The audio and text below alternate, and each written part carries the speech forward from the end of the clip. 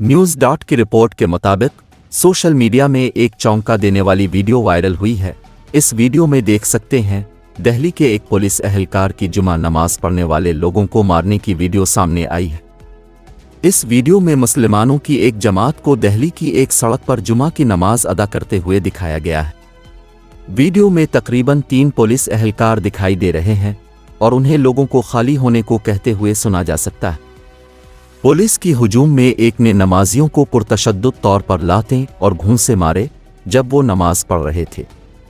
भारत खुद को दुनिया में खुद मुख्तार, जमहूरियत पसंद और सेकुलर स्टेट कहलवाने का दावादार है, लेकिन इस वीडियो में सरकार की मजहबी इंतहा पसंदी सामने आई है। इस वक्त मुसलमान अपने ही देश में आज़ादी के साथ इबादत करने में आज़ाद नहीं हैं। डीसीपी नॉर्थ मनोज कुमार मीना ने कहा कि वीडियो में नजर आने वाले पुलिस एहलकारों के खिलाफ कार्रवाई की गई है। मजीद जानने के लिए न्यूज़ डॉट की ये वीडियो देखते रहें।